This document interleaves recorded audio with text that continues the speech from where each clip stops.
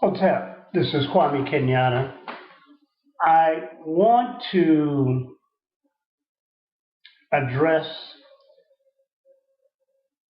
some of the things that are going on in the country and probably feel like most people of African descent and most people who are freedom loving and freedom seeking people who oppose capitalist aggression and oppression in this country and around the world is somewhat overburdened with the amount of news stories that are coming out on the use of force by the occupation force in our community, the police force that are occupying many of our communities.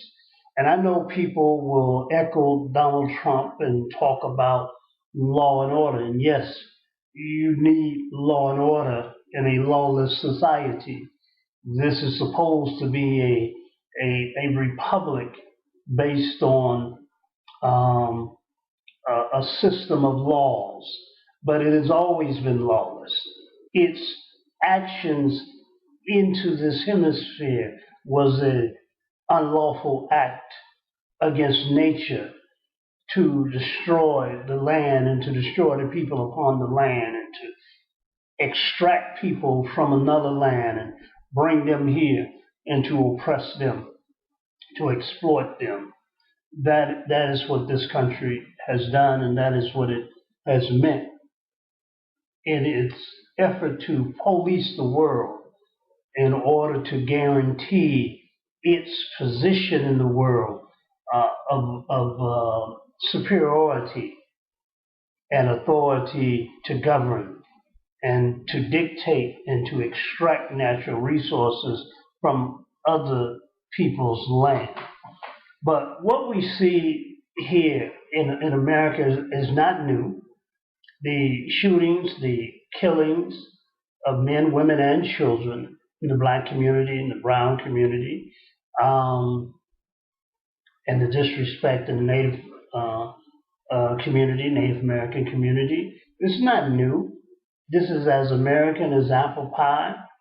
It is as normal as the sun in the day and the moon at night. It is what America is. It is what America has always been. Now, with the use of cell phone cameras, Facebook, the internet as a whole, TV, radio, more is getting out at a quicker rate than it has ever been before.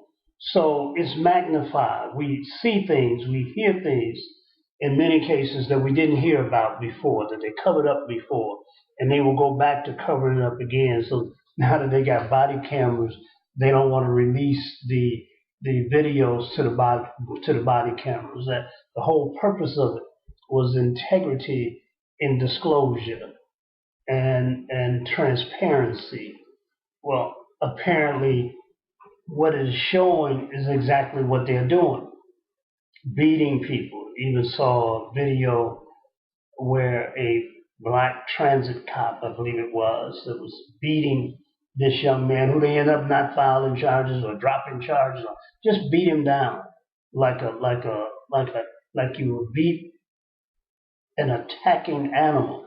Just beat him down with the baton, and the officer standing there with this black officer did nothing at the time to stop him from beating this unarmed black man. And so, yes, many of the shootings, many of the killings that are taking place are by soldier cops who are white, killer cops who are white.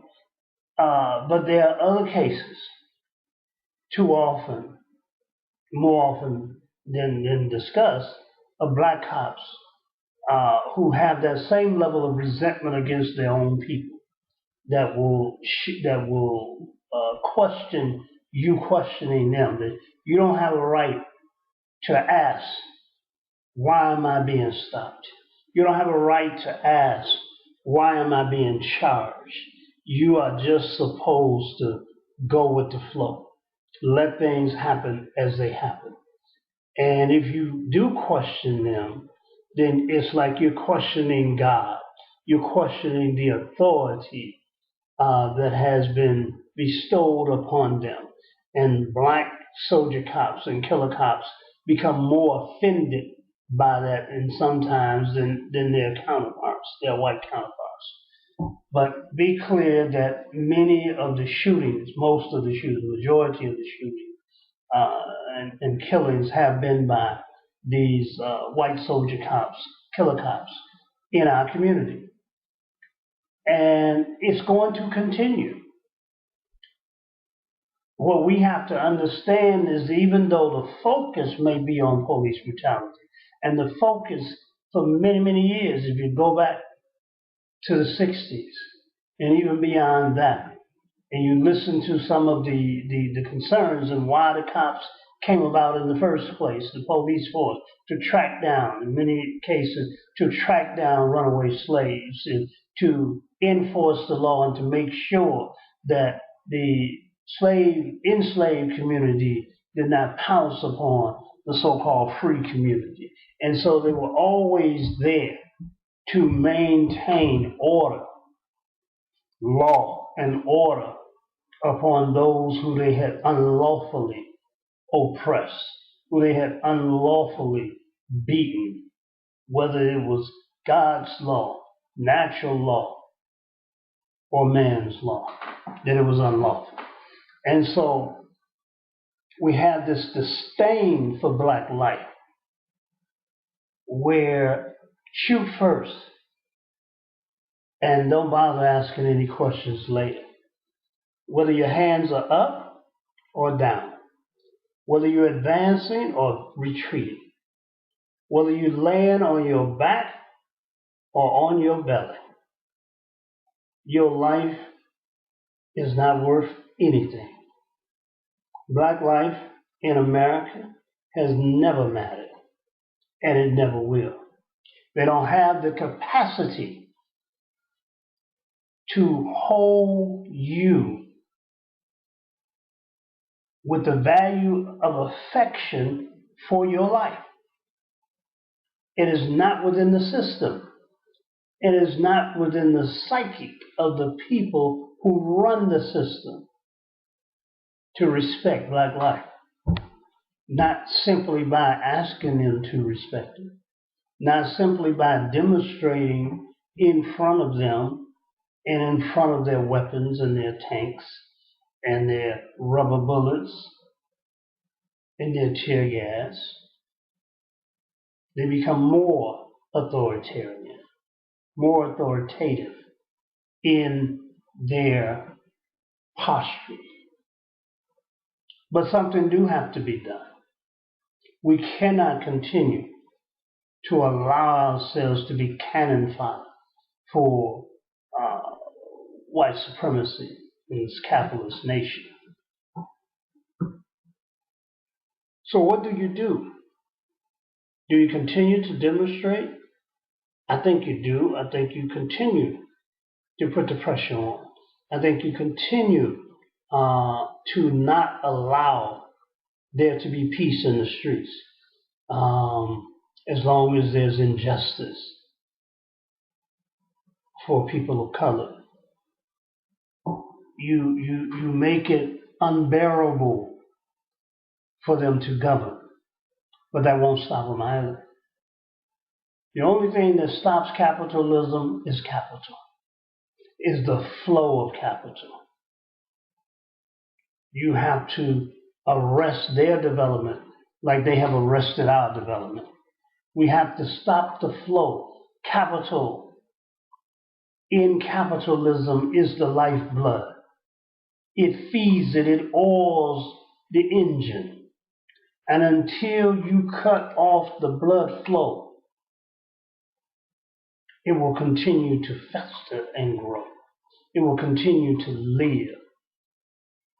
If you want to stop the brutality, if you want to stop to whatever degree you can stop racism in a racist society that refuses to acknowledge its level of racism. But if you want to address that, then you have to cut off the lifeblood. We have to stop financing our own oppression. We have to stop financing the brutality, buying the bullets and the guns, and paying the salaries for those who beat us, for those who shoot us. We have to stop. And I know we've talked about this, and we've talked about this, and we've talked about this. But at some point, you're going to have to go beyond talking about it. You're going to have to do something about it. You're going to have to shut America down in unprecedented ways. You're going to have to shut America down. You're going to have to stop the buses, stop the trains, stop the planes, stop Wall Street. And you don't necessarily have to do that by sitting in the streets or even marching in the street. That can be part of it. But when you go on your march, don't leave no money in the city that you're marching against. When you go on your demonstration and sweat is running down your face and you're tired and you're thirsty, bring a bag lunch. Don't give your money and fund the sponsors of your tyranny. We have to stop. We have to stop that. We have to impose serious economic sanctions against state-sponsored terrorism, because that's what it is. These police officers work for police forces that are part of the governmental system of America. Cities, counties, states. They're part of the system. And if the state is not shutting it down, then one can only assume that the state, the government, is sponsoring it. It's the same thing they say about a nation that won't stop a terrorist cell from existing within their borders. So if a so-called Mideastern country allow ISIS to exist, then they say that that country is sponsoring terrorism. Even though the country may not be doing it, but the country refused to stop ISIS or Al-Qaeda from doing it, or Hezbollah, or whomever from doing it. And so as a result, the United States and other so-called superpowers then dubbed that country a country that is supporting and sponsoring terrorism. Under that same logic, if the State Department, if the Justice Department, if the President, if Congress cannot stop the terrorism that's coming out of the police forces in this country, then we have no choice. In fact, we have an obligation to shut the state down, to stop funding it, to stop giving it its lifeblood, to cut off its oxygen supply.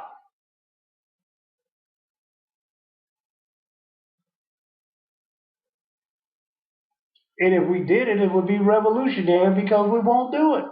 We don't do it. We'll do it for a brief period of time, and then we'll go right back. So yes, we have to pull black banks in line so that when millions and millions of dollars that are already flowing as a result of black folks' intolerance to what's happening into these banks have to make a commitment.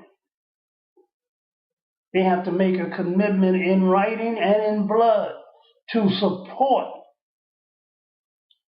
positive and progressive programming within our community in order to create institutions that will guarantee our continued existence and survival on this earth. Then we, of course, must stop funding our own repression by taking our dollars away from these institutions, these corporate institutions that continue to support cities and states that offend black folks, whether it's states that wave the Confederate flag in any form, like Mississippi. Then sanctions have to be imposed upon these states, like was done in South Africa with Sun City and South Africa as a whole, or in Cleveland, when they said they were going to boycott the jazz festival because of the conditions that black folks was living in Cleveland. We boycotted Sun City and boycotted black entertainers who would go to Sun City to entertain white folks who were oppressing black folks in Tanzania, South Africa. That we boycotted corporations like Gulf Oil and Shell Oil who operated in South Africa, even though there were sanctions, economic sanctions against South Africa. That we said we were going to stop taking our money to Gulf Oil. You can barely find a Gulf Oil today.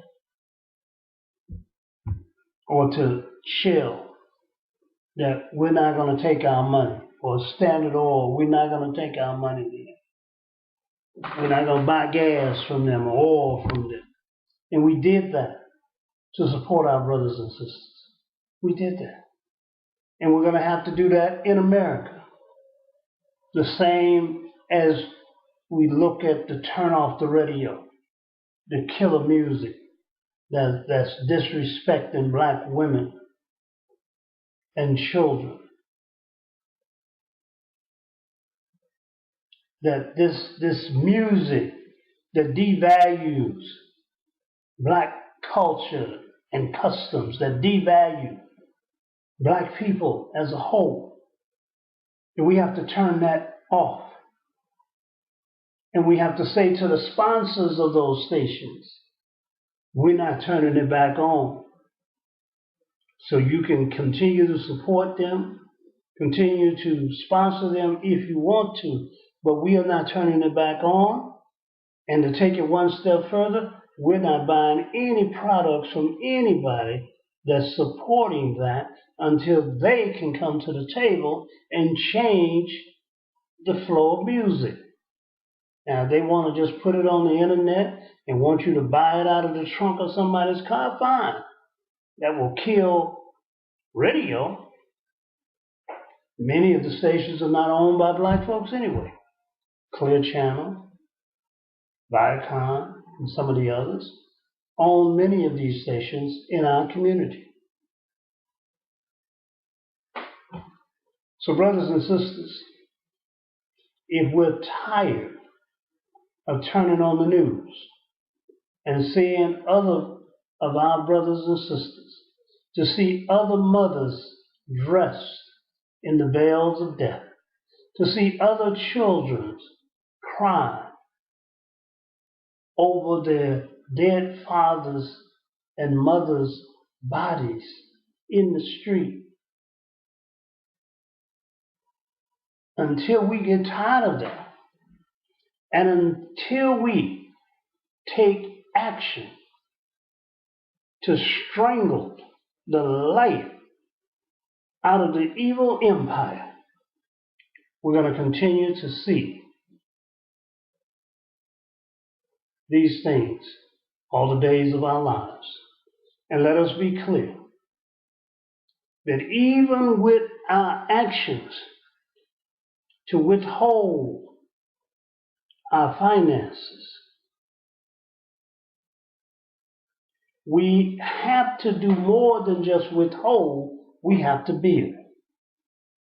We have to build our own independent existence, whatever you want to call that. We get afraid and say, oh, I don't want to separate. You've been separated ever since you've been here. And as Malcolm said, you move into their community, they'll move out. You'll move behind them and they'll move further out. They'll lock you in and they'll circle back and take over what you took over from them. And then raise the rent and raise the mortgages and lock you out. And then you're stuck out there in a food desert because they close down the malls and the stores and leave you out there. You can come visit. But we have to go back to the land. We have to learn to grow from the land in order to feed ourselves, in order to clothe ourselves and house ourselves. We have to go back and learn those skills and to operate on a cooperative level with each other. Each one reach one, each one teach one, each one build and support the other, and prosper together just as we are suffering together. Finally, we do need our own self-defense unit throughout this country that can defend the black community from the attacks from within and without. Because every time we call the police, one of us ends up dead. You call the police because your mentally challenged brother or child or wife or sister or girlfriend didn't take their medicine. The police come and kill them. You just wanted to stop them from hurting themselves and hurting someone else, and they end up dead. And the police look at you like, you shouldn't have called us. We're not the ambulance service. We're the coroner service. We're going to leave them dead. So we need a team, an army, that is capable of defending ourselves against attacks from within and without. That's what we need. Because the interesting thing in the movement, when you had the Panthers and the Republic of New Africa and all of these organizations, Nation of Islam, all these organizations that existed, they also helped to keep order in the community. Their presence helped to bring about order in the free breakfast program, in the information centers. Those things help to bring about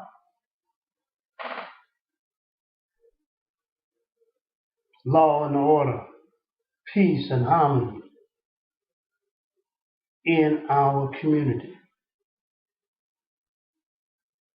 And if we're serious about stopping the violence, internally and externally, then we're going to have to do it ourselves. It's not going to come from the outside. Hotel.